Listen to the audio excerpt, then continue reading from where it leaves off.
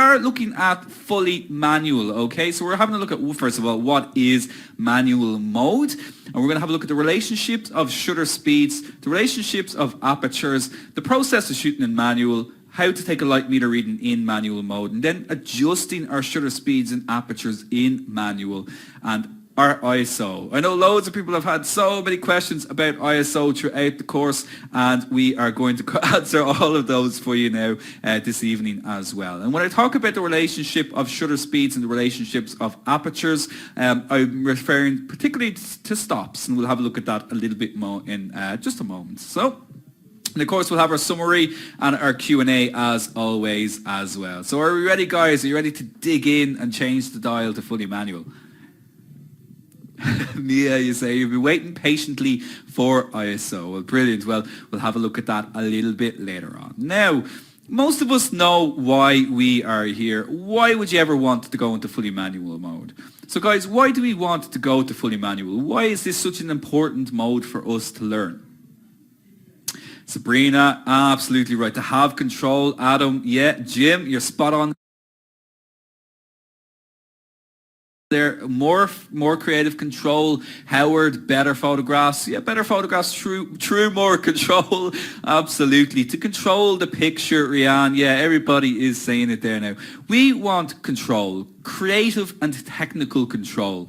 Without a good understanding of this knowledge, you'll never have full creative control of your camera. And as a result, you'll never have full control of your photography. You'll never be able to fully understand how your camera works on a fundamental level.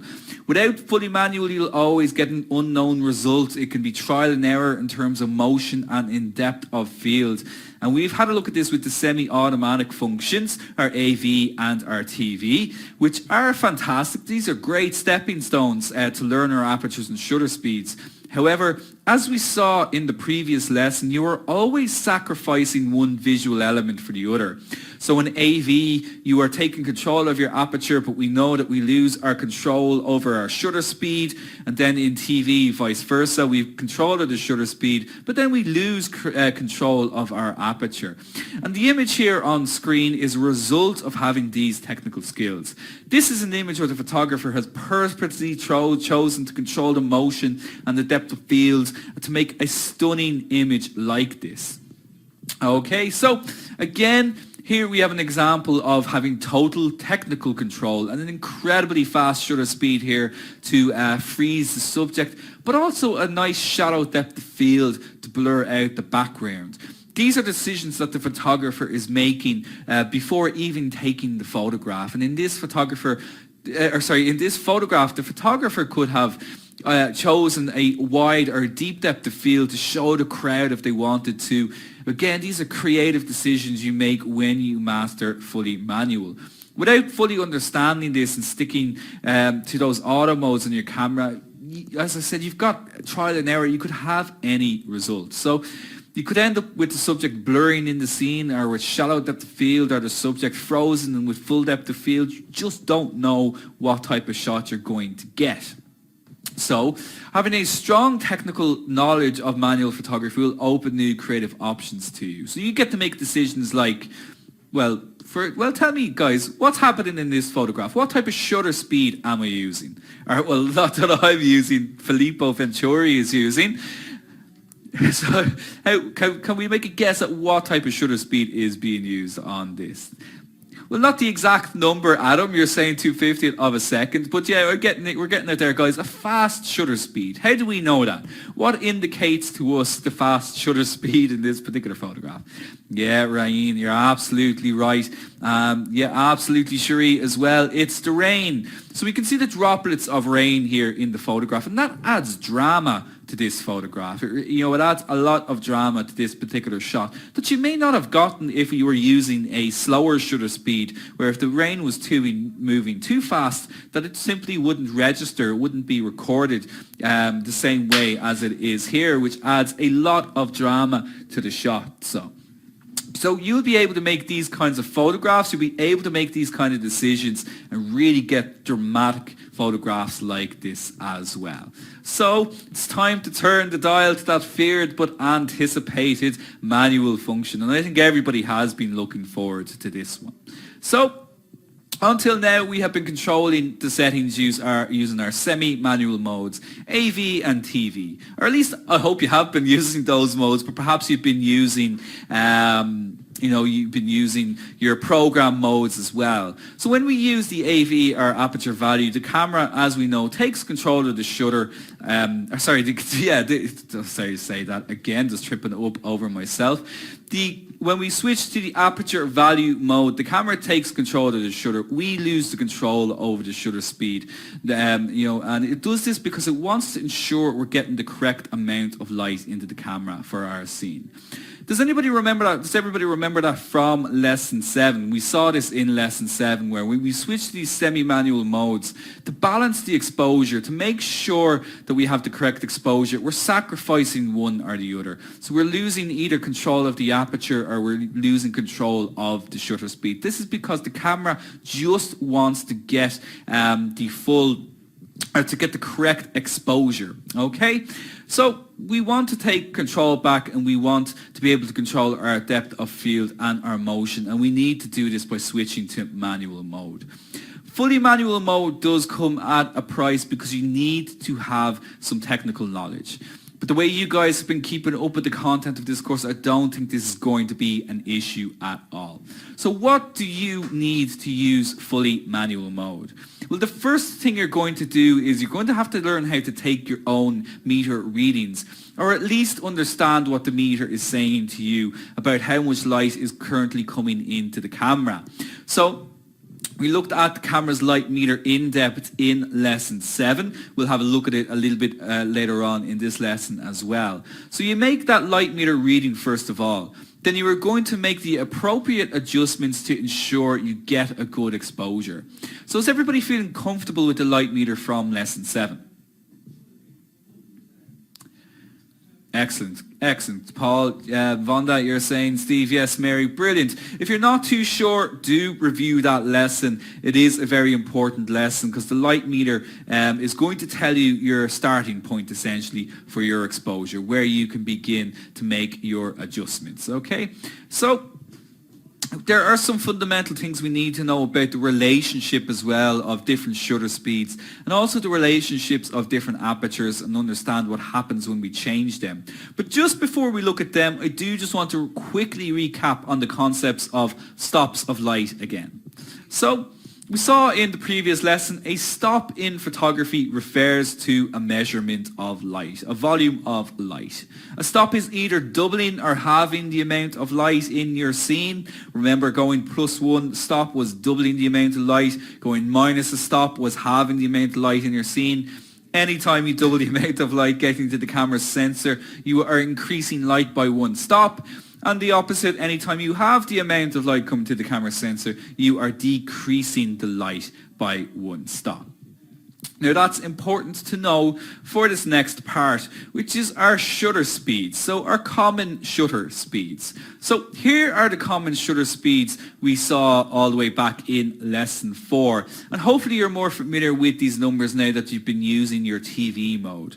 Remember, the smaller the number, the slower the shutter speed, okay? The smaller the number, the slower the shutter speed, and vice versa. The larger the number, the faster the shutter opens and closes. Remember, these are fractions of a second that we're dealing with, so 4,000th of a second is incredibly fast, okay?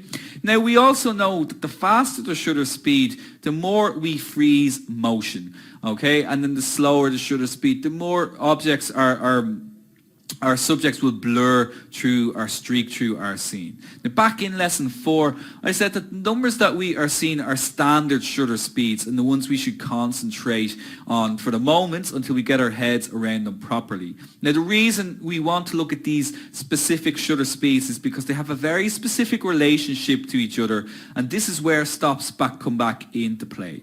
Now, I just want to say you may see more numbers on your own cameras, okay? But these are thirds of stops. These are not full stops of light, and this is why we want to concentrate on these common shutter speeds. Does everybody understand that?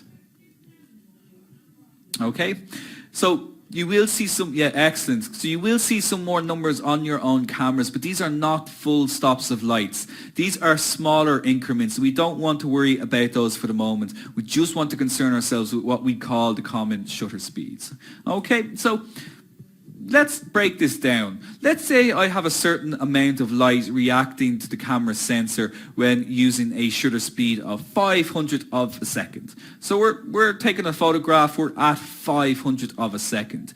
If I change my shutter speed from 500 of a second to a 250th of a second, because the shutter is now open for twice the amount of time, we've opened it for double the length of time, double the amount of light is now getting to the sensor. And can anybody tell me what we call it when we double the amount of light coming into the camera?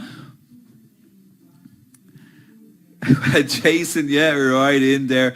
Absolutely. It's a stop, okay? It's one stop. Everybody getting it there. Henrietta, John, Mark, fantastic. Amanda as well. Brilliant. So because the shutter is now open for twice the length of time, we have increased the light coming into the camera by one stop. So the relationship between each of these shutter speeds is one stop of light. This is the relationship between these shutter speeds that we see. They are all one stop apart. So if we change our shutter from 500 of a second to 1,000 of a second, instead, if we go the other way, now it's only open for half the time, meaning that the amount of light getting into the camera has now been cut in half. So the amount of light has been reduced by how much, guys? Andrew, yeah, absolutely. Jerome, yeah, exactly. Francis, Vladimir, you're spot on there as well. We've reduced it by a stop, so it's minus a stop now. So we've halved the amount of light. So anytime you increase the shutter speed, you cut the amount of light in half from the shutter speed before it. Or the correct way of saying this is that you reduce or cut the light by one stop. So you know, if you're talking to anybody and they're asking how you adjusted your exposure, you'll be able to say, oh, I increased it by one stop, I reduced it by one stop. So let's just have a look at this. So the relationship between each shutter is one stop. This means anytime you change the shutter speed to a faster one, you are decreasing the amount of light by half or by one stop.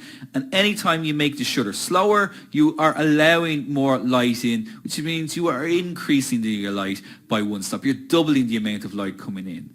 Now that's based on those numbers you are seeing on screen. As I said, these are your standard shutter speeds. A lot of cameras will have these other numbers as well. And as I said, these are 1/3 of stops for only when you want a small extra little bit of light, or if you only want to reduce the light by a little bit.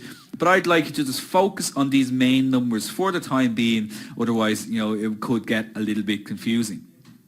So let's have a look at this a little bit more. Just to make this visual, let's have a look at the wall again. Okay, we'll have a look at this, guys. So to make this, just to make it a little bit more visual for us, we're going to ignore the aperture here for the moment. We're just going to concentrate on our shutter speeds. We'll bring them together later on in the lesson. So say in this scene, we have a correct exposure based at 500 of a second. How do I know this is a correct exposure at 500 of a second? It's a little bit of a tough one. So looking at this, even before I took the photograph, how would I know that this is the correct exposure at 500 of a second? James, you're saying good grays. Well, no, I'm kind of thinking of something else. There we go. Ian, light meter at 0. Shelley at 0. Sophie, it's on 0. Kimberly, placed at 0. The light meter is reading 0. And as we know, that's the camera assuming that this is the correct exposure for this scene. And, you know, generally it's always a very good assumption that having the light meter at 0 is going to give us the correct exposure.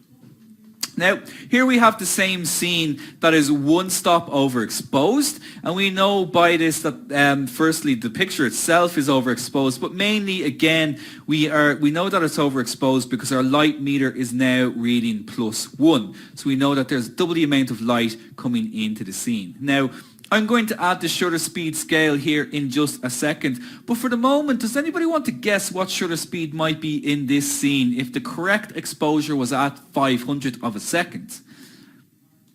Fantastic. Zoe, Sylvia, you're right. Lachlan, you're right as well. Akmal, you're right too. It's great answers coming in. So anybody who hasn't got it yet, we'll bring up the scale just to see. So we are at 500 of a second. That gave us the correct exposure. Okay, now we've doubled the amount of light coming in. So what shutter speed have we gone to? Kieran, you're saying 1,000 of a second. Well, think about that. Remember, Kieran, that's making the shutter speed faster. That's decreasing the amount of light coming in. Jesse, you're saying the same thing. Remember, we're letting more light come in. Okay, so that means that we're going to +1 on the meter. So we're at 500 of a second. We've increased the exposure by 1 stop. Increasing the exposure by 1 stop means more time. That means we're at 250th of a second. Okay, don't worry if you didn't get that one right, guys. It's our first one. We're going to do loads of these and it'll make sense to you. So 250th of a second. Well done to everybody who got that answer correct. Okay, so it's half 500 of a second. So, it's double 500 of a second, which means that you're doubling the amount of light coming in, which is equal to a stop. Now, going the other way, let's look at the other side of the scale. And again, I'll throw this one out to you guys. So now we're at -1. Okay, so the original exposure was at 500 of a second. But now we're at -1. So what exposure time might we be at this stage? And I'll bring up the shutter speeds now in just a moment. Just want to see if anybody gets it correct. Yeah, again, loads more correct answers coming in on this one. Minister, you were saying you're confused. I thought it was the opposite, to increase, not decrease. Don't worry, that is a common mistake when we start doing this, but it'll make a lot more sense as we continue on. So lots and lots of correct answers coming in there, but I'll just bring up the scale there again, okay? So, and I can see, yeah, even more correct answers coming in now. So we would be at 1,000 of a second. 1,000 of a second, that is half of 500 of a second, which means we're having the amount of light coming in. Well done. I think everybody is beginning to get this. That is absolutely perfect. So can you understand this, guys, where you have a stop relationship between each of these shutter speeds? So if we see we're at -1, we can go, okay, well, I need to go back to 500 of a second to get that back to 0. Now, let's have a look at this in terms of our apertures as well. So this brings us on to our f-stops and our apertures. So just a quick recap on apertures. Apertures are expressed as f numbers, are more commonly used f-stops, okay? Each lens will have a certain range of our standard apertures. Not all lenses are the same. So we talk about f2.8 or f4. Not every single lens will have those apertures, unfortunately. Okay, so you will need to check your own lenses to see what your aperture range is, okay? So let's just have a look at the common ones though for the moment. Now, here we have an illustration of our common f-stops and f-numbers, and you can see they're all expressed with this f in front of them. Now, as we've already learned, the smaller the aperture number or f-stop, the larger the aperture hole size is. Now, apertures can be a little bit more tricky because of this, okay? With shutter speeds, we can see the logic. Okay, we can understand the logic behind them because it's fractions of seconds. With apertures, it is a little bit different. So it takes a little bit more learning to remember them off, to learn them off. But the smaller the number, the more light that is coming into the scene. Okay, and then the higher the number, the less light that is coming into the scene. Now, just like our shutter speeds, you may see some more apertures in between each of these guys as well. And again, these are thirds of stops, but we don't want to concern ourselves with those for the moment. We just want to concentrate on our common apertures. Also, just like shutter speeds, they have a very specific relationship to each other, okay? So in actual fact, each aperture is twice the size of the one to the right of it. So for example, at f11, it's twice the size of f16. And when I say twice the size, I mean it's physically twice the size. And what effect do you think this has on the volume of light coming into the camera? So imagine I'm at f16, I go to f11, it doubles the amount of light coming in. Okay, yeah, that's it. Double or half, Donald, that's it exactly. So if we're doubling or halving the amount of light coming in, that means there is a stop difference between the two of these. Okay, so from F16 to F11, that is a stop difference. So if we're moving from F16 to F11, we're doubling the amount of light coming in. If we go the other way, if we go from F11 to F16, that is halving the amount of light coming in. So let's just break this down. Let's break it down a little bit to make it a bit easier, just the way we did at shutter speeds as well. If we have a certain amount of light coming into the camera at f4, for instance, let's say we make the aperture smaller by going to 5.6. The aperture is now half the size of f4, thus cutting the light in half, or cutting the light by one stop, reducing the exposure by one stop. If we go the other way, okay, so if we go to f2.8 instead, we double the amount of light coming in because 2.8 is double the size of f4. This means we're doubling the amount of light coming in, which means we are increasing the amount by one stop. Okay, does that make sense? So each aperture is a stop apart. Okay, so f2.8 is double the size of f4, and f4 is double the size of 5.6, and so on. So they are each a stop apart. Let's break this down and have a look at our wall again. Okay, so just illustrate this like we did with our shutter speeds. Let's take a scene that is correctly exposed, okay, at f8. So remember that we're at f8. It's correctly exposed. We know it's correctly exposed because it's gone to 0. The light meter is at 0. So let's see what happens then if we were to change the exposure on this. We'll make this one a little bit tougher. So again, now we're at +2. So we're at +2 on the light meter now. It's very overexposed. So if this scene was correctly exposed at f8 and it's 2 stops overexposed now, what do you think the aperture would be? Now I'll bring up your apertures now in just a moment. I just want to see if anybody gets the correct answer. Okay, it's a bit of a trickier one. I've got lots of different answers coming in on this one. It is harder. Apertures are harder to remember. So I'll bring up the scale. So remember, we were at f8 for the correct exposure. We're 2 stops overexposed. So that means like 4 times the amount of light coming in.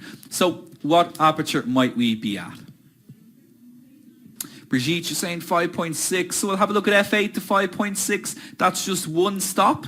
Okay, so you're going in the right direction, Brigitte, but we need to go again. So congratulations to you guys who got f4. So f8 to 5.6 to f4, that is 4 times the amount of light because it's 2 stops.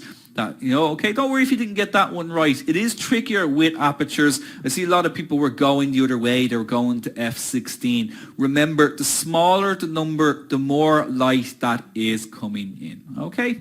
Harder on paper than in the camera, Yaska. Absolutely, absolutely. That's a really good point as well. This is something that can be very intuitive to photographers, but when you see it on screen, and it happens to myself sometimes doing this lesson, you're scrambling to try and remember what the aperture is. So don't worry if you didn't get that one right. But let's go the other way, and hopefully this one will make a little bit more sense. So again, if we were purely thinking of this with aperture, our original scene was exposed at f8. It's now 2 stops underexposed. What do you think it's going to be?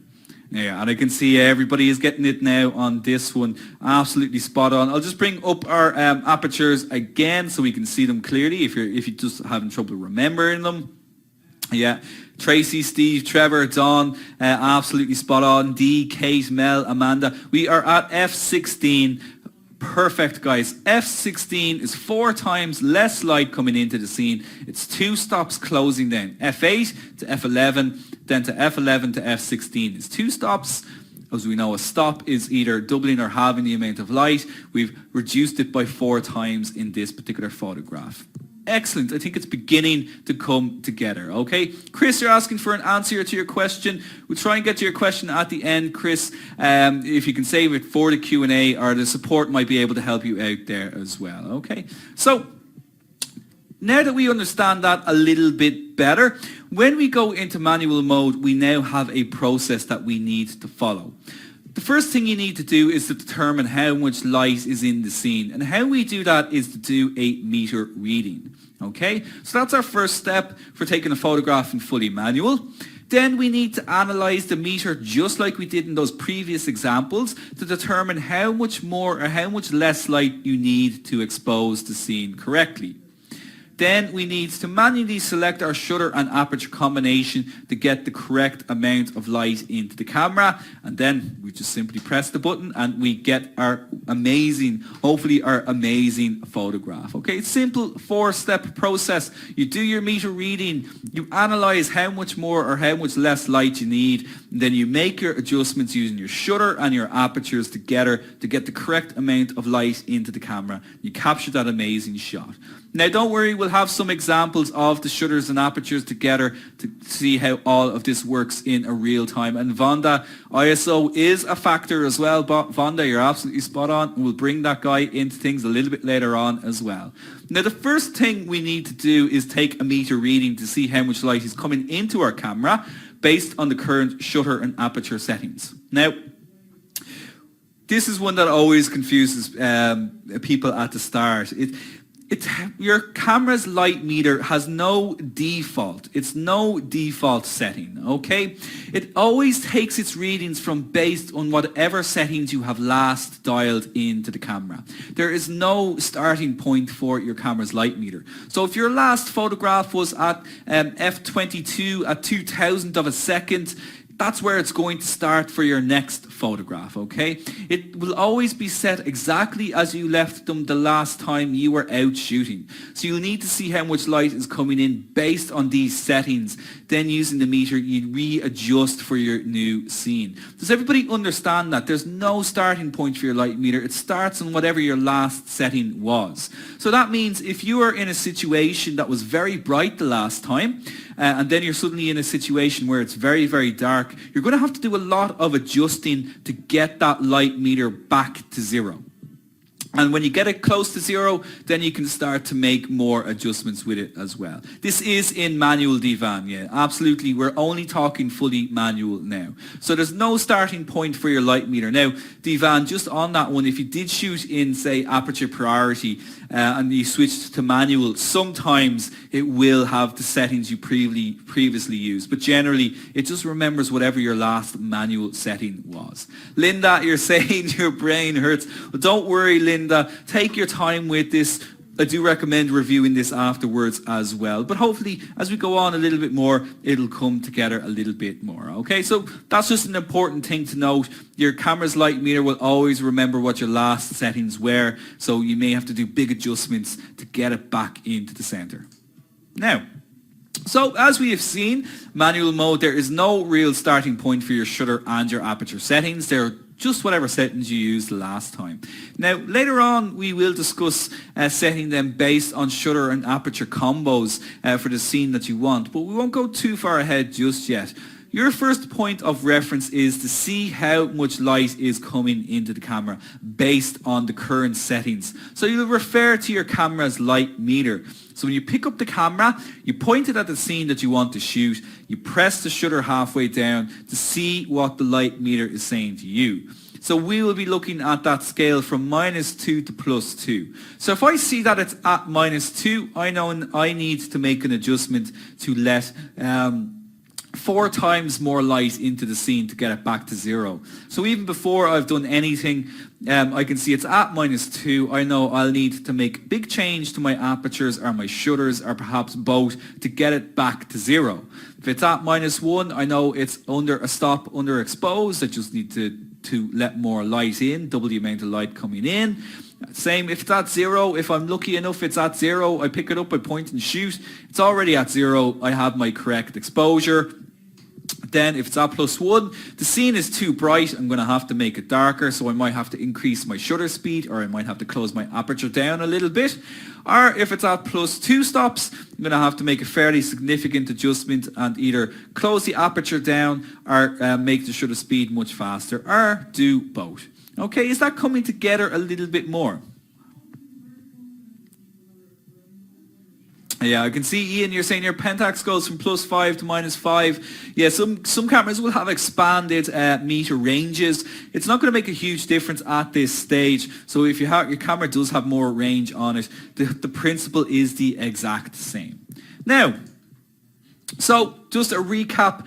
We're at -2 stops, -1 stop, correct exposure at 0, and +1 and +2 stops. So this will all be in your toolkit as well. So it's very, very useful to have this in your toolkit too. Okay, now we're in manual mode. We want to have a look at how we can use our light meter to make adjustments. And we'll start with shutter speeds first of all. So we're going to have a look at some perhaps real life situations. So we're at shutter speed of 250th of a second. The aperture is reading f22 and my meter is reading 1 stop underexposed. In this situation, we want the correct exposure. We could either make a change to the shutter speed. We could make the shutter speed longer to let more light in, or we could open up the aperture more to allow more light in. Now, in this case, we're going to adjust the shutter, and this is purely because we're shooting a landscape. We want to maintain that full depth of field. So what adjustment to the shutter speed could we make? Would we need to let more light in?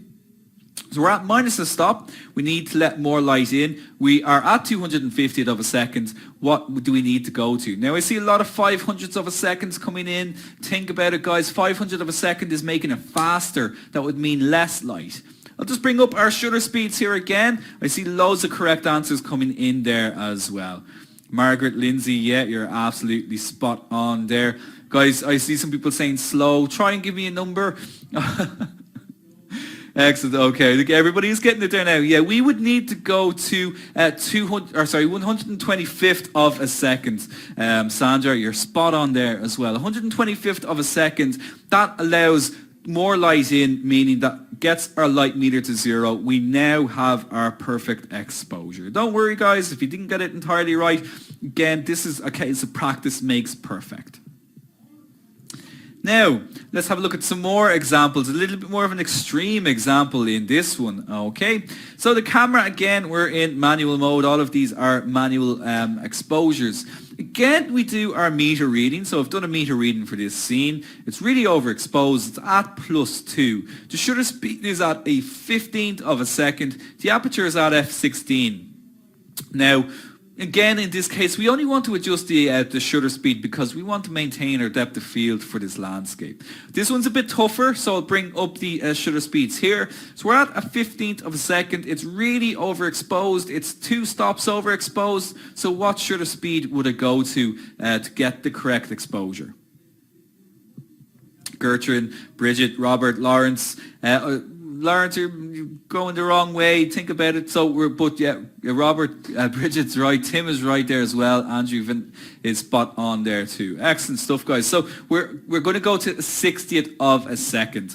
So think about that. We're at f15, or not f15. We were at a 15th of a second. We had to close it down by 2 stops. We had to make the exposure faster. So we had to go to a 30th. That's 1 stop. Then we go to a 60th, and that's our 2 stops. We've decreased it by 2 stops. Exactly right, John. That gets us to 0. Excellent work. Brilliant. I see loads and loads of correct answers coming in. Narina, you're saying you get confused. It takes a little bit of time, as I said. It just takes a bit of practice. Learning off the numbers could be a little bit overwhelming at start, but as we were saying earlier, it's a little bit easier when you have the camera with you as well. Now, let's try this with apertures as well. Stacey is saying this lesson is blowing her mind. Well, great to hear that, Stacey. So we'll try this now with apertures, okay? So shutter speed is at 125th of a second. Okay, our aperture is at f16, and we can see it's really underexposed. We're at -2 stops underexposed when with our light meter is indicating that clearly to us, and we can see it in the photograph as well. Now we're in a situation we want to make the correct exposure. We could either make the shutter speed longer to get more light in, but in this case we're going to open up the aperture to let more light in. Okay. This is purely because we want to keep the shutter speed nice and fast. We don't want to risk getting any camera shake. So bring up the apertures. So we need to let in more light. We're at f16 at the moment. Okay, we need 2 stops more light coming in. Yeah, I can see lots and lots of correct answers coming in there now. And certainly more answers come in, correct answers come in when I bring up the scale. So that's just a case of learning off your apertures, your aperture numbers, which, as I said, it's probably a little bit trickier than learning off the shutter speeds. But everybody who is saying F8, you're absolutely right, and well done to you guys. So that's 2 stops more light that we're letting in. So remember, F16 down to F11, that's doubling the amount of light coming in. That's 1 stop. We go again to F8, that's letting in even more light. And it brings our light meter back to 0. So we now have the correct exposure. Now, let's have a look at this again. Okay.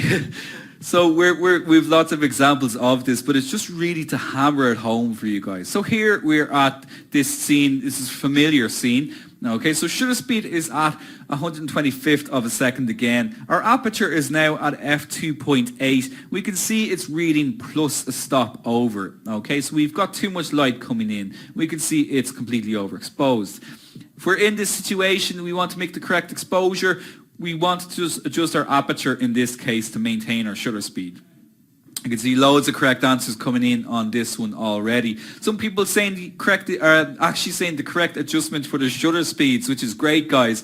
But we're only going to concentrate on apertures for this one. Okay. So we're at 2.8. Too much light coming in. I need to stop down a little bit to reduce the amount of light.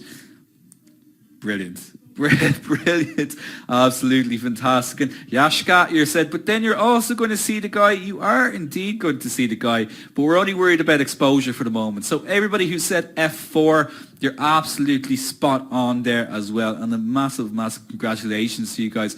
So in order to get our meter to the center, we're going to decrease the amount of light by 1 stop, and we do this by adjusting the aperture down to f4. So our new combination now is 125th of a second and f4, and this is 90% of manual mode. Okay, so the majority of the changes that you're going to be making in manual are going to be based off your shutter speeds and your apertures. Okay, your shutter speeds and your apertures, you should be trying to make as many adjustments to your exposure as you can using these functions. Now, there is always going to be a time where perhaps we need to maintain a shutter speed and an aperture setting and we still haven't got the correct exposure. So what happens in that case?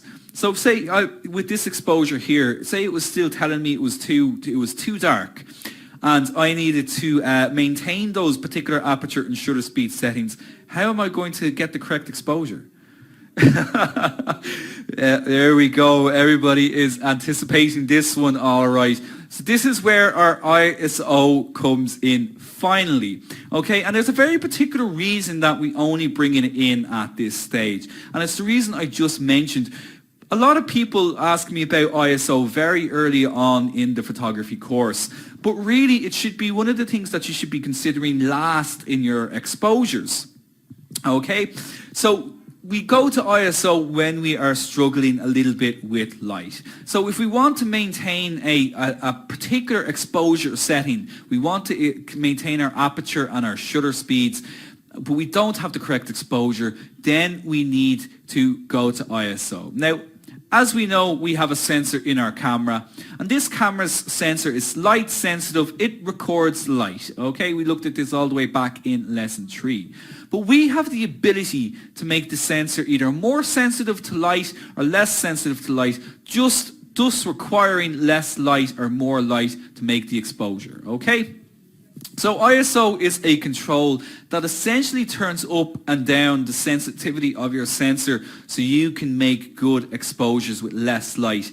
So if you're in a particular situation where you're really struggling to get the light in, you can simply turn up the camera's sensor's sensitivity to react quicker with that light. Now, Mark is asking the $1 million question, what does ISO stand for? And Sharon is asking that as well.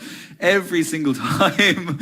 Okay, International Organization for Standardization is what Martin has just responded there. I'll explain that in just a moment. Before we have a look at what ISO means, let's have a look at what ISO does, and I'll explain the kind of the history behind ISO quickly. Okay, so like shutters and apertures, ISO is a set of numbers that will appear on all cameras with this function, and every single camera should have this function, okay? Stops come back into play here. 100 is the standard or default ISO setting for the majority of cameras. Some cameras it is 200 ISO, okay? But generally 100 to 200 ISO are the default ISO settings. This is the one that you should start from. Now, as I just said, stops do come back into play here as well. There is a specific relationship between ISO, like we have seen with our shutter speeds and with our apertures as well. Every time you increase the ISO, you are increasing the camera's sensitivity to light by 1 stop, or doubling its sensitivity to light. Each ISO is 1 stop apart, just like our apertures and our shutter speeds. Does that make sense, guys? So this is an important one to understand as well. Fantastic. Brilliant. Okay, so we'll have a look at some examples of this. It'll become a little bit clearer, okay? So here we have an image where we want a very, very fast shutter speed. So we've got a snowboarder here. We want to freeze him. We want to get the subject nice and sharp and frozen with all the snow here behind them as well. But I also have the aperture set to f22 because I want to get that stunning mountain range in the background here as well. So I need to maintain my aperture and my shutter speed settings. Well, what can I do here? So we meter for the scene. It's underexposed by a stop. So what can we do? Do we change the ISO? What ISO setting am I going to go to now? So remember, we're at 100 ISO now. We want to increase this by a stop. We've got our standard ISO here as well at the bottom. Now these are our standard ones. You may see some more ISOs on your own cameras. We only want to concern ourselves with the ones that are stop apart. I think everybody has gotten it there now. We are going to 200 ISO. So increasing the ISO to 200, that increases our camera's sensors sensitivity to light by 1 stop. Okay, brilliant. Let's have a look at some more examples of that again. Same thing, we need to maintain our apertures and our shutter speeds to get this guy with a nice shallow depth of field. I want to keep my shutter speed at 125th of a second. I don't want to risk getting any camera shake, but it's really underexposed here at 200 ISO. It's all the way down. It's 2 stops underexposed. So what am I going to go here? Bringing up my ISO settings again. I think everybody's getting this one a lot easier than with our shutter speeds and with our apertures as well. ISO, it's a little bit more intuitive, I think, but I think everybody has gotten this one. We are going up to 800 ISO. 800 ISO, and we get the correct exposure. So ISO is another device in our cameras that we can use to adjust our exposure. So if we're struggling to get a particular exposure, we can increase the ISO. Now, there's other reasons that we may increase ISO as well. So for example, if you shoot sports, if you shoot actions, and you need very, very fast shutter speeds, quite often you're going to increase the ISO in that particular case because it means you're going to get really fast shutter speeds in daylight situations, okay? So that's a really, really useful tip if you are photographing sports. Also, if you photograph indoors and you're struggling to get an exposure indoors, you may decide to increase your ISO as well if your aperture and your shutter speeds are just not cutting it for you. Now, I see a lot of people mentioning the downside to ISO as well, and there is unfortunately a cost to increasing the ISO. And that is noise, what we call noise. Every time you increase the ISO, you get more noise in the photograph, or you might call it grain as well. Noise is almost like static when you turn up your stereo at home really, really high. So if you play the guitar and you've got an amplifier, an electric guitar, or perhaps if you just have a stereo at home, if you turn it up really, really high, as well as it getting really loud, you also begin to get a distortion in the sound as well. This is essentially the same idea for ISO as well, is when you increase it, you get more noise in the photograph. It's like distortion in the shot. The higher the ISO is, the worse this is going to get. And this will be particularly bad in shadow areas or dark areas of your image. Okay, so you can see this effect on the image on screen. So on the left we have our default, our 100 ISO, and on the right we have 3200 ISO, a very, very high ISO. Now, what I want to stress here is that this is different from camera to camera. Some cameras are incredibly good at handling higher ISOs. Okay, so don't be afraid to increase your ISO at the risk of noise. What I'd recommend is that you test it out with your own camera. Actually, a really good way to do this is if you put your camera's lens cap on your camera. I know this might sound like a strange thing to do, but if you put your camera's lens cap on your camera, switch the cameras to manual focus, and you take different exposures. It doesn't matter what the exposure setting is, but you just want to increase your ISO for every shot. You'll actually be able to see how much noise comes into the image, and you'll be able to make a really good kind of test basically on how good your camera is on handling noise. Okay, does that make sense? So just make a test with your ISO to see how much your camera can handle the noise, and get yourself to an area that you're comfortable increasing it to. So for example, I'm pretty comfortable shooting at 1600 ISO. I don't mind the noise at 1600 ISO, but I'm using a much older camera. Much newer cameras are far, far better at handling ISO, so don't be afraid to push it, okay? So you should always strive to use the lowest ISO that we can, but as I just said, do push it as well. Don't be reluctant to increase the ISO. Just do the tests and you'll find what you're happy with, okay? But using very extreme ISOs like your 12,000 ISOs and so on, that's where you might really run into issues. It is possible to correct noise in post-production. Jeff is just asking that as well. So it's not something you have to be fearful of. It really is possible to adjust it. Amanda, you're asking, does it depend on the lens too? No, it doesn't. This is an area where it's purely down to your camera's sensor, because this is something to do with where the image is actually recorded. Your lens won't have an effect on the amount of noise in the photograph. But I mean, if you're using a lens that has a very wide aperture, Amanda, generally you're not going to have to increase the ISO as high and so on. So does everybody understand that? Brilliant, fantastic. And just before we finish up, because we still have a competition, just to go back and explain about ISO and what it means, because this one always comes up. So as we said earlier, it stands for International Organization of Standards.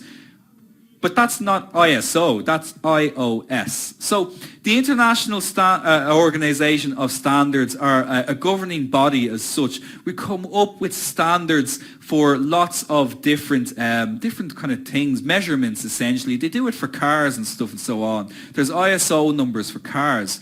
Now, what ISO is actually from, it's actually a word, ISO. And it's a Greek word from ISIS, or ISOS, sorry, I always get that one mixed up. ISOS, I-S-O-S, ISOS. Definitely don't want to get those confused. So ISOS, and that means to equal. So they use this word ISOS, to equal, and that's been abbreviated to ISO, which a lot of people think means International Standards of Organization, but it's actually the International Organization of Standards. So a bit of a strange one, but to be honest, I mean, for majority of photographers, and including myself, I'm used to saying ISO, and that's the way I'll always be saying it. So it's an interesting little bit of trivia there for you guys on that one. Really, it doesn't have a meaning. We just really need to understand what effect it has on our photographs. Now, anyway, I diverge on that. So guys, you have mastered fully manual mode, okay? And you've seen just how difficult it really isn't. You know, it's not a difficult thing, okay? When you're saying mastered, question mark, honestly, you get out there, try it out for yourself, and you'll see it all come together for you. I know the examples that we were having a look at, a little bit tricky, but when you have your camera in front of you, you'll see it come together for you. If you have any trouble with it, just simply review this lesson as well. That was it. Sherry is asking, that's it? Because we laid the foundations for this all the way throughout the course, okay? And you can see when we've laid these foundations, where we just put them together, which is all we're really doing. We're just putting them together, and we can take full control over our cameras. Now, so a little bit of a quicker lesson, all right, Christina. But as I said, if you have any problems or any issues, you can go over all of this as well. We do have to be a little bit quicker though this evening though as well, because of course we have something very, very important coming up in just a moment as well. And of course we have our Q&A session at the end as well. So if you have any questions too, don't worry, hold on to them. We will do our Q&A session at the end as well. So just to summarize what we covered this evening, we had a look at fully manual mode. We finally turned the dial to M, and we had a look at how we could adjust our shutter speeds and our apertures in fully manual. We had a look at ISO finally as well. We discovered what it meant as well. So these three things are fundamental to you taking full control over your photography. So congratulations, guys. You have just completed lesson 8. Attend the lessons live to benefit in, sorry. Getting a little bit tongue-tied. I'm too excited for that competition. So attend all of the lessons live to ask questions in real time to benefit the most. Okay, we still have 2 lessons left. Don't forget that. We still have lessons 9 and 10 next week as well. We don't have an on-demand lesson this weekend to give you a little bit of a break. And this means that you can get out there and practice your fully manual mode as well. Okay, give you a little bit more time to play around with your fully manual mode. And then we'll be back next week for lessons 9 and 10.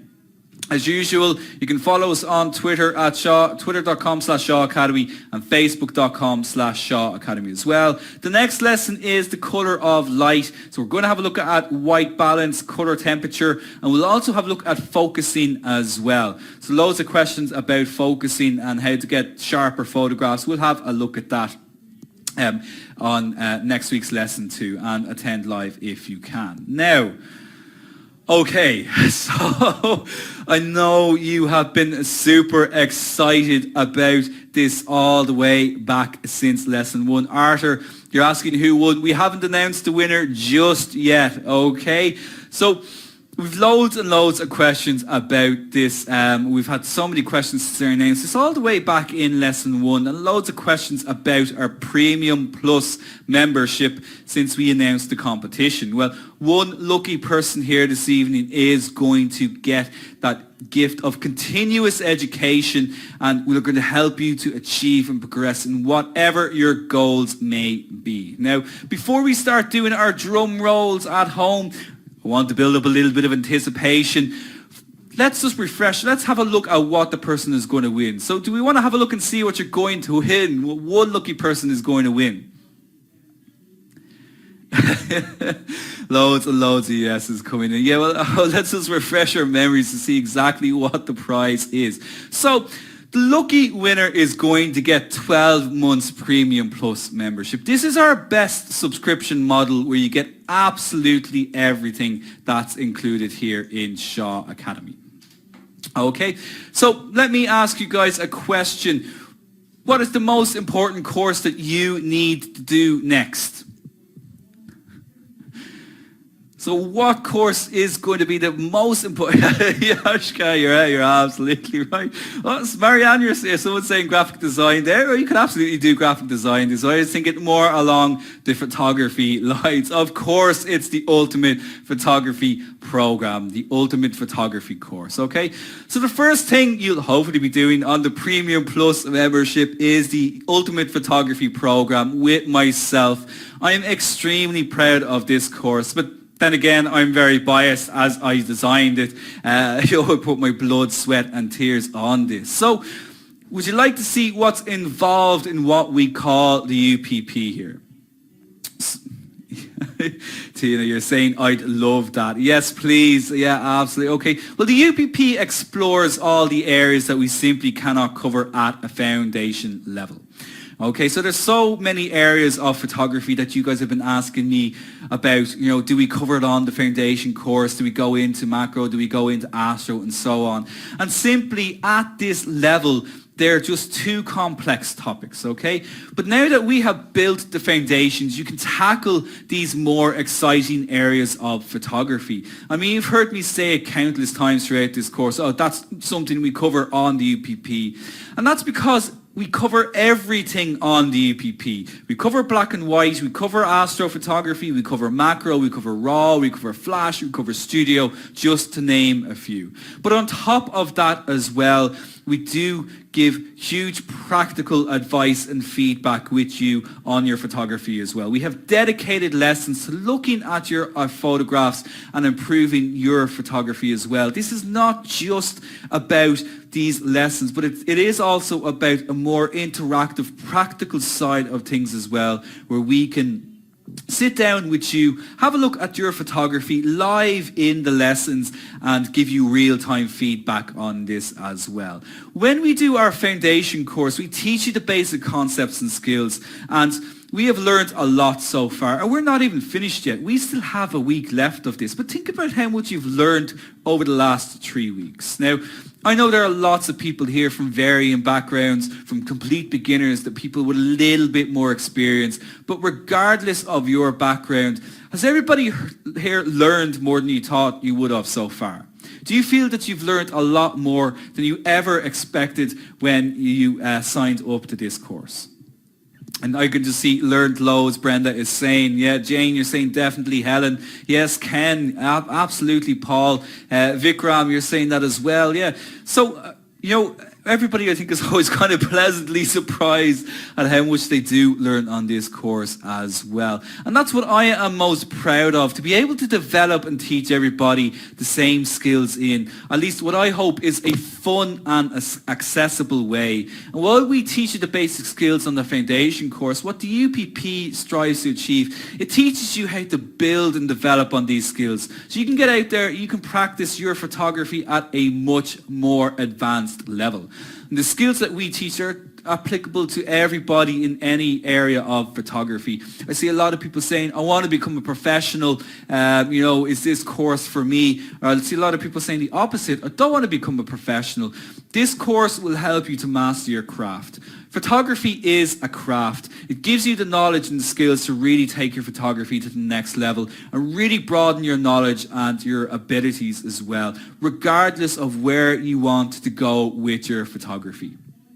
Okay, so I wanted to give you my 15 odd years of photography and education experience, and I want to fast track you with your photography and make it accessible and achievable for each and every one of you. Now, on top of this as well, as part of the Premium Plus membership, you're also going to have access to all of our other courses as well, but we have a whole photography faculty here that goes well beyond the scope of our foundation and our advanced level course as well. Premium Plus gives you access to all photography courses. This is a complete photographer's package. So these other courses will build up your ability as a photographer, your post-production skills through Lightroom and Photoshop, your business and people skills through wedding photography, and adding to your repertoire with video, and also we're talking about it, smartphone photography as well. Smartphone, we all have them, guys, at this stage, so we can teach you how to get the most out of your smartphones in every single situation as well. These are